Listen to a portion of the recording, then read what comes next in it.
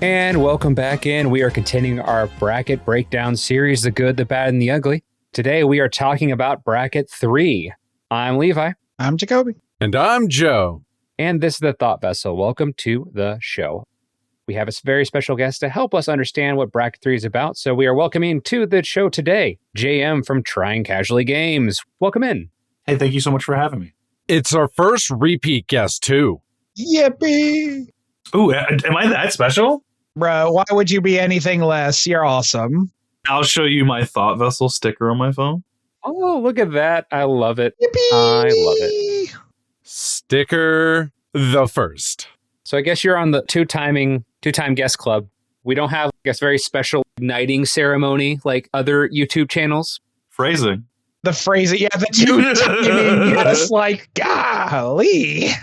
Like, why would you? With friends like me who needs enemies. On SNL, they have like the 5 Timers Club. You know what I'm talking about? You're talking about the knighting ceremony on game nights. Now, I get you. No, not on game nights, but like on SNL, whenever you have someone who goes on to the show for their 5th time, they do like a 5th Timer Club skit. No idea. You've lost me. The audience probably knows. It's okay. What I'm trying to say is welcome back. We're very happy to have you back on the show here today.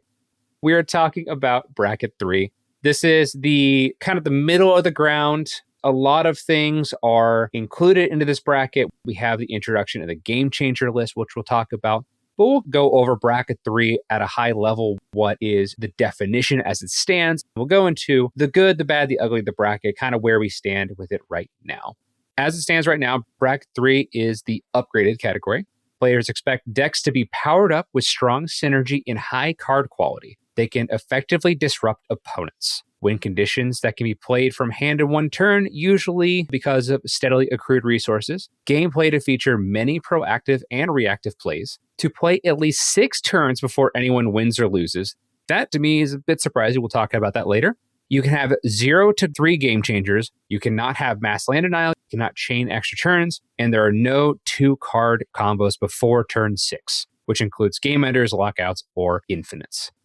Starting out here, JM, you have a lot of experience with Bracket 3, of course. Kind of give me a little bit of a rundown of what you've seen.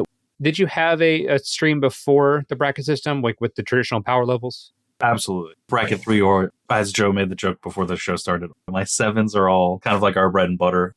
What I like about it is it gives you the creative power, but also the freedom to build almost anything you want. You can kind of explore more in a Bracket 3 because you're not expected to be as cutthroat or anything. You're not also required to have all the most powerful cards. It also gives you the ability to play some of the powerful cards. Yeah, absolutely. Like the Game Changer list. Yeah. If I were to open up a pack of Strixhaven and I pull one of the new fancy Vampiric Tutors from one of the packs, I can put that in my deck because I have a spot and a space to do so. Versus it's too strong, I can't really play that where you might see that like in Bracket 2.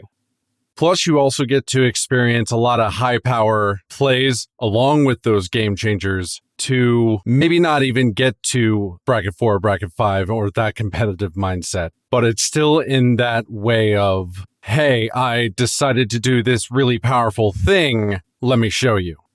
And it comes with its positives and negatives.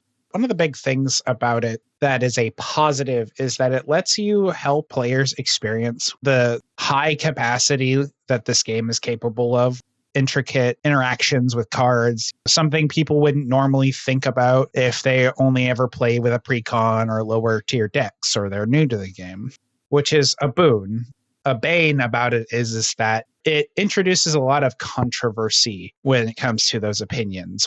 Somebody who looks at a combo differently than you has a very, sometimes wildly assertive opinion. Touching on what Jacoby said, the best and the worst thing about Bracket 3 is I think it's probably the largest pool of cards and players. And then within that 3, there is either variance of power. We'll get into that definition a little bit later when we get towards the bad and the ugly here. A part of it comes with the narrative. When we originally talked in the Bracket 2 category, we said that most newer players, if you did not tell them what the bracket system was, they are more than likely going to accidentally build a Bracket 2. That's just typically how decks operate at that level. They don't know the same level of synergy. They don't have the same knowledge of cards. Yes, they can go online and find things, but newer players probably aren't dropping $50 to go pick up a Rhystic Study out the gate. probably getting a precon, putting in some upgrades, smoothing things out. That is very important. If you did the same thing and the bracket system was about to be created and you just had a player who's been around the block a few times, has maybe 100 plus Commander games under their belt, they're probably going to just accidentally build a bracket 3. That's just the level of synergy and where things typically tend to be. If a more veteran player is going to build a deck that's in bracket 2, they're intentionally hamstringing themselves. It's a good bracket for a lot of people to have things at that level. It's a little bit harder for a newer player to get into the game and understand the level of synergy and how things work together. They've been playing for a while. Okay, let's kind of turn up the notch a little bit. You almost have to have them accidentally put their deck into bracket 3 themselves to understand what's going on. There's also situations where there are people who don't understand. There's a lot of new players that I've gotten recently that don't understand how strong a thing can be. We got the new Strixhaven set. We have a brand new player that joined literally as of Strixhaven. It's a good place to come in. Snaps for that player. Yeah. I'm going to leave them ambiguous because I don't think they want that kind of attention, but we'll call them Joe 2. Jojo? Jojo. Joe Kilcar II. Yippee. Joe 2 did not understand that they created a loop out of some of the cards that was just really, really strong. They thought they were playing haha funny, hee hee. Precons are supposed to be good, funny. We edited it with 3 cards, wondering why we kept looking at them funny. And it's just like, my friend, you have 80 guys. No, I have to stab you. 80 elementals out in the yard. Also, to touch on that, a lot of newer players will have kill on sight commanders, put game changers in their list, and a lot of times they also can't handle that smoke. I feel like you are correct. Most players would be bracket 2. A lot of times I think the psychology behind it is they don't want to be in bracket 2. They want to be bracket 3, but they're either building their deck not strong enough or not enough interaction or not enough removal. Wait, you're telling me that this deck that I made is weak? It's not weak. You're weak. Sometimes it do be like that. Bringing back to what our audience of Magic the Gathering enthusiasts love is sports analogies. A lot of times I can compare a lot of these decks to similar builds to like the Cincinnati Bengals, Joe Burrow and Jamar Chase. The classic kickball team. A very, very iconic, powerful, high impact players, but then the rest of the team from a foundational level is very, very bad. You get into a game and you realize, oh, we need 22 starters, not just like 4. And then you end up losing a lot of games, even if you have high level talent because you didn't build the foundation around it. When you have a format that has 99 singleton cards and 1 in your command zone, if you have a bunch of garbage and then just a few good cards that can just sporadically change the power level at any given time, that can really lead to a lot of bad games. Am I underplaying? Am I overplaying? It just depends on if I draw the one good card. And these are also the people that get really, really upset by the concept of mill decks, because if the one card that can save them gets put in their graveyard, they're going to feel some type of way about it. But that's why you run cards that protect you from the graveyard. I'm not gonna lie, I used to be that player. I would not understand concept of synergies. I feel like my new player length was longer than most. I am now kind of growing my wings and learning and doing more things outside of my comfortability of colors. Also, classic sports analogy, if you can dodge a wrench, you can dodge a ball. Players should always put more removal or protection in their things specifically. Or if your colors don't necessarily have that, recursion. Jacoby, leave it alone. It doesn't bother me. It doesn't bother me. It bothers me. It bothers me a lot. That guy's still green. With this bracket, a huge part of the definition is the concept of game changers. Game changers are these cards that can drastically alter the state of the board. It's basically set up in 2 different categories. Either 1, they're drastically hurting the rest of the table, your Winter Orbs and Draenith Magistrate, preventing something from happening. Or they're cards that are just so universally good that they should be played in every single deck and the power level is just unmatched. Your Mana Vaults, Seedborn Muse, all of these cards that are just next level powerful, you're going to put them in decks if you're trying to make them stronger. There is also a third category, and that is currently transitioning from being banned into Game Changer until no longer Game Changer, like with Coalition Victory. It's a good place to put things in like a cautionary perspective before just saying oh, well, Prime time's free. And then just sending it into the world of bracket 2 and just absolutely demolishing tables. With the power creep, though, Primetime could be in bracket 3. Thank you. Yeah, but are you going to put that against precons? Are you going to put that in bracket 2? No, No. Yes. absolutely not. Coward.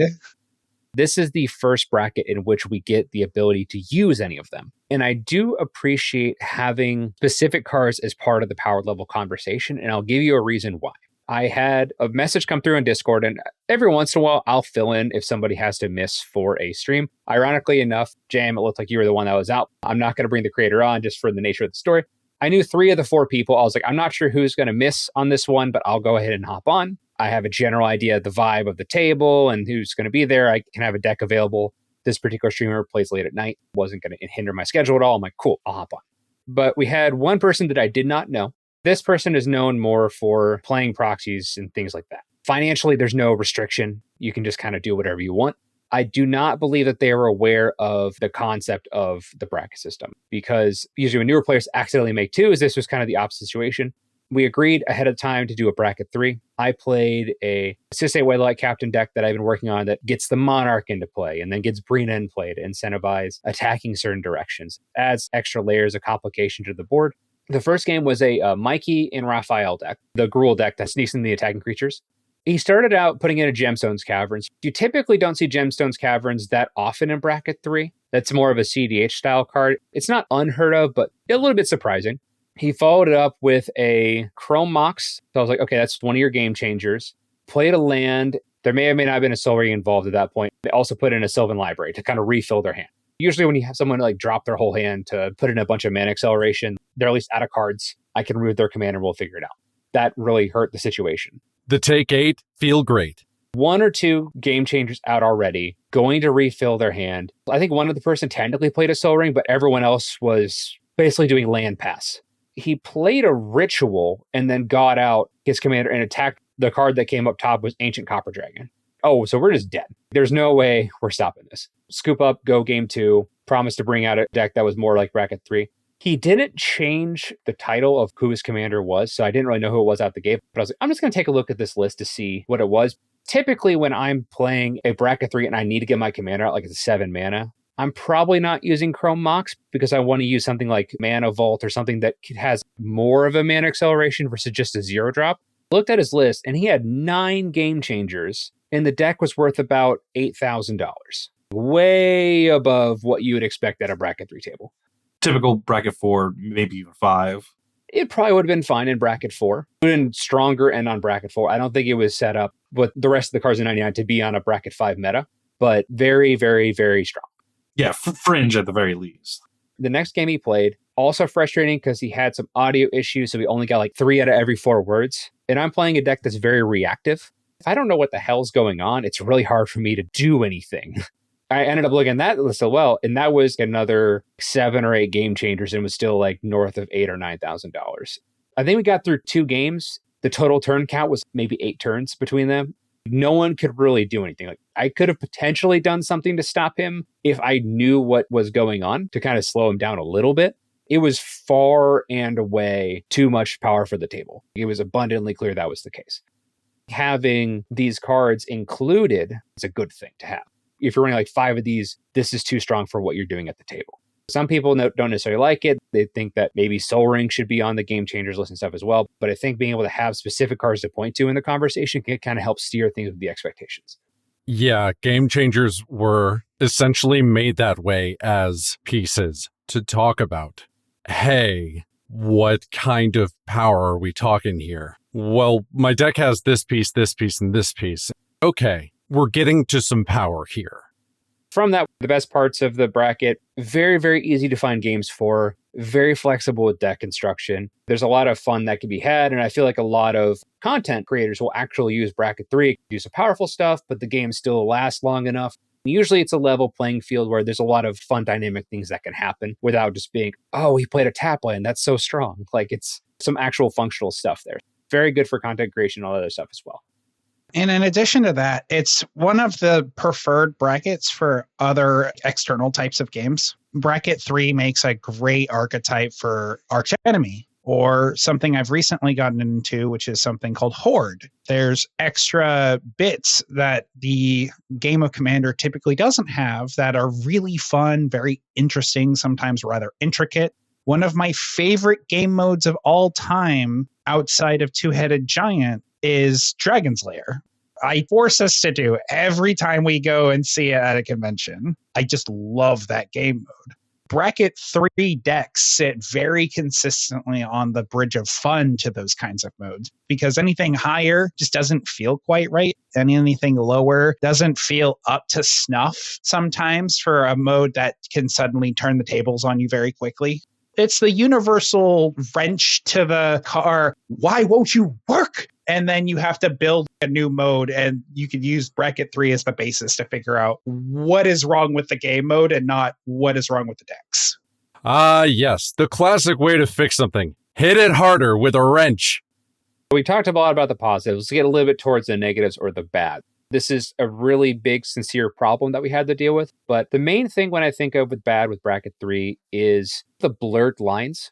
For example, on Bracket 3, they're saying that games are supposed to last at least 6 turns. If I were to knock everyone out on turn 6, a lot of people would have problems with that. Very, very sudden for the speed of the game. It's definitely dependent on how that game went.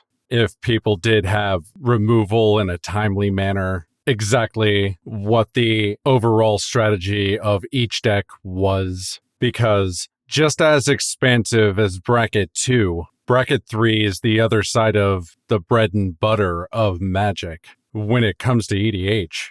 Sometimes you do get that one errant game where people are just strong and they just didn't have the ways to deal with it.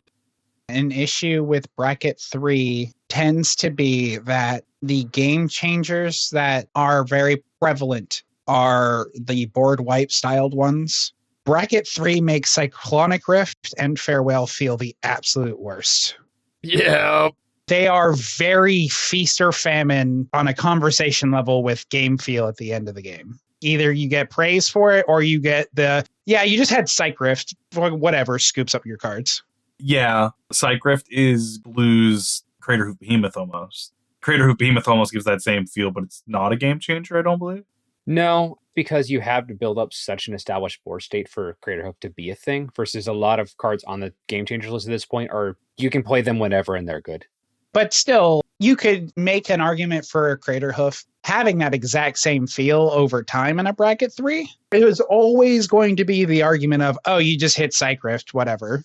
If you want to keep it out of the bracket, you need to give Blue a little bit better on the board wipe side of things. You need to make a 7-mana sorcery version of Cyclonic Rift. You got to give them something. Trash. 100% trash. I do not agree with that opinion. I don't think they need to not have Cyc Rift. They need to have more targeted removal. They have plenty of targeted removal at this point in time. I don't think that's necessarily the issue. Yeah, well, I mean, whether they have it and whether they use it are two different conversations. Not that they don't have access to it. I'm saying the players playing it need to have it in their decks. EDH Rec, I believe they were talking about it. Like the average piece of removal is 10. And that's obviously like counterspells, removal, board wipes.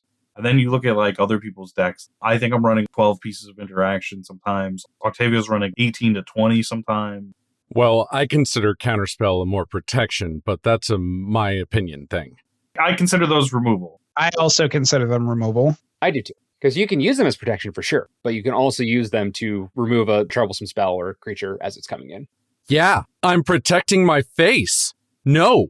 Well, so that's because you're usually the threat, Joe. Also, let's be so for real, then Swords to Plowshares is protection? The argument could be circular forever. Counterspells are just modular because they can be both protection and removal. The downside is you have to interact with these things on the stack. If you play out a turn and then someone puts something in scary while you're tapped out, you're in trouble because now your counterspells don't work. There's positives and negatives to it as well. The second best board I picked up Blue is River's Rebuke, and that's only on one player. And that feels really awkward too. I'm telling one player to shove it and the other 2 players are totally fine. It puts someone in a really, really bad spot, especially if there's like 2 people that are in the lead. It can create some awkward games. Blue has its weird removal of it's either counter spells or something that gives you a creature in return. Pongify, Rapid Hybrid, which is negligible, whatever. Every other Cutler's version of removal, if you compare them side by side, it's not different enough to unjustify things like Rift or like River's Rebuke. It just doesn't feel great because in a multiplayer scenario, sometimes those cards just weren't designed for. It has the same effect in a 1v1, but not in a 4-pod. That just tells us one thing, and that is Azorius automatically makes your deck a bracket 3 immediately. I'm going to firmly disagree on that because I'm in the process of building a Azorius deck for every single bracket. With that being said, kind of bringing it back full circle here as far as the removal and colors, the main issues that we're seeing with bracket 3 is I don't believe that the chasm that is bracket 3 is as wide and deep as people give it credit for. There's a lot of bracket 2 decks that are using game changers and masquerading trying to get to bracket 3, and a lot of bracket 4 decks that are being pushed out by the extremes of bracket 4 and getting pushed into bracket 3. You're getting a lot of bracket 4 players and bracket 2 players that are trying to migrate to bracket 3, and then you're getting a lot of conflict and differential opinions. If I play a 3-card combo in my Ghoul Gunslinger deck, by the parameters of bracket 3, that's fine to do, but if someone who's typically playing bracket 2 may not like that type of interaction play. It really just kind of depends on everyone's specified play groups. Of all the brackets, this one I think has the most differing opinions and communication issues. We're getting a lot of mismatches in this bracket over any of the other ones. When everything tends to the middle, everything collides. And this is kind of where we get to the ugly. We had the joke of everything's a 7. A lot of people just say, well, it's a 3. They'll cut game changers or add game changers in just to get it to this particular scope. Bracket 3 is not that big. A lot of people are better suited in other brackets. There's problematic commanders that get a lot of attention that maybe should be up to bracket 4 that end up in bracket 3. And then you get a lot of really awkward games and interactions because of it. Part of the issue is that bracket 3 is the bracket of intent. Out of all of the other brackets, it is the bracket where your intentions matter more than what your deck list does. Your capabilities as a player change the feel of a bracket 3 really immediately. If you're not a strong player, a bracket 3 will always feel like a bracket 2. If you're just not capable of putting the pieces together in a way that coalesces, you're jumbling a Rubik's Cube. You look silly. However, if you put an okay bracket 3 in a pro's hands, or maybe even just a really articulate player's hands, it's going to feel like a 4, and some people will mistake it for a 5 because they just don't know better. The convention we had with Two-Headed Giant that I've mentioned in previous episodes, I can't believe you brought CDH. My man, these are literally middle of the road. I could have made this infinitely stronger. You just don't know better because we played you really well. Or that one guy in a different thing in Vegas. You're running Karkdacios. That's immediately a CDH deck. No. Hate that guy. There's some level of mental shortcuts with it as well. There is a level of, I don't want to say insecurity, but I'm having a hard time finding another word for it. A lot of times when Commander players lose games, they want to try to blame somebody else. Somebody messed up their threat assessment, or somebody cheated with their power level, or they didn't communicate things correctly, instead of just, I did not play well enough, or I kept a hand that I shouldn't have, or the way the cards played out did not go to my advantage. When you have a really messy game, that can happen all the time. That's just human nature, though. People generally are bad at self-reflection. You'll definitely get some people who have improved upon that and can look and see, maybe I could have done something better. But that's just human nature. It's the unfortunateness of being human. You will find people who just are not great at self-judging or judging certain situations. People really do enjoy playing the blame game. A lot of sports articles, who's to blame for the Panthers' loss against the Seattle Seahawks? You mean the team that's probably going to win the Super Bowl against the Panthers who have a losing record? Maybe it's just the Seahawks are the better team. I'm not sure there's anything that we could have done. It's the weed. It's just the way it goes. The good players can look at a game and understand what went wrong so they can improve for the future. If you're not able to learn from your mistakes, you're just going to stay in the same rut and you're never going to get better. I'm kind of middle of the road here. I think it's a combination. It's a matter of being able to take every game And if you choose to examine it under a microscope, you have to discern what did my opponents do that I do not agree with, and what did I do that wasn't good enough. You have to be capable of discerning both things at once if your goal is only improvement. He killed this thing out of spite. My reaction was what? I killed some of his stuff because he was maybe ahead. You got to have a bit of both. When looking at this holistically, and it's something that I'll probably talk about again at bracket 4, there's a lot of decks that fall in between bracket 3 and bracket 4. We need to have a space for them to function.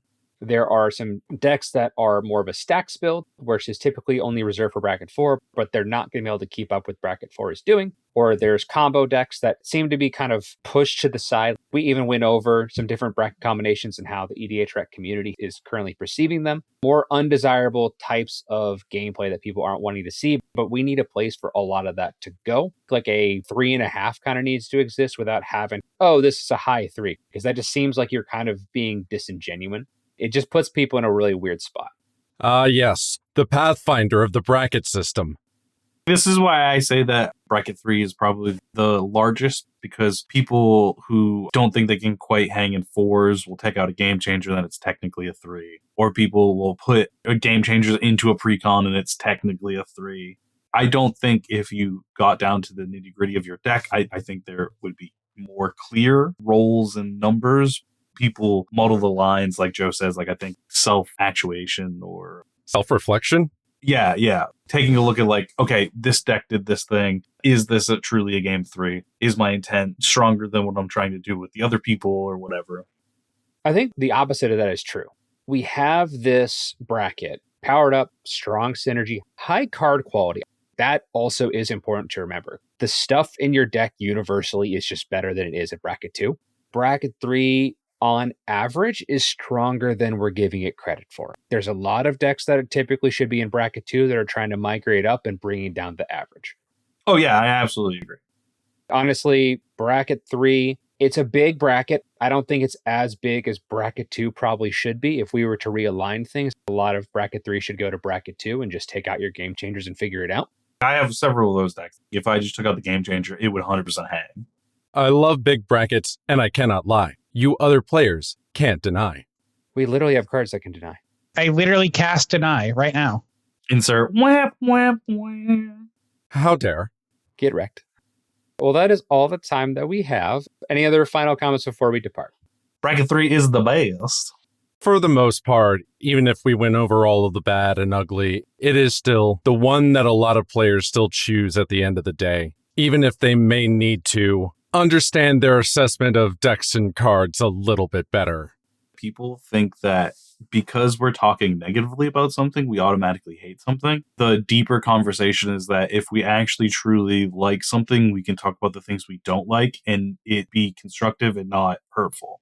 It's that self-reflection that I brought up. That's kind of what Joey said on EDHREC. Swords need whetstones. If we're going to use this bracket system and have it in a critical way, we have to have the ability to talk about it and criticize where we think it needs to improve. People are typically trying to be unconfrontational. We can have a conversation without it being confrontational or negative. In spite of all of the negative things we could or would have to say about this particular bracket, it does not therefore contradict the positive we have. It is still the land of interesting game modes, and it will always be one of my favorite brackets for explicitly that reason. If I want to do something interesting and cool and fun, I know that the bracket can handle that, in spite of its pitfalls. Nope, it's time for me to flip my opinion. I will become the villain bracket 3 deserves. Don't do it! Go even lower or go higher! Don't settle for the middle. But bracket 3 is literally the middle. Obviously, it is an impossible situation to try to get a perfect bracket system together. It just cannot work. There's too many players, too many different pods, too many different game experiences. They keep shitting out cards, changing the expectations all the time. And I don't know if you've known this. There's also people who don't adhere to these rules at all. The person that you played with on that stream, maybe they don't know about the bracket system. I know a couple content creators, they don't care about the bracket system. They don't adhere to it. Sometimes the deck will have a bunch of game changers and stuff.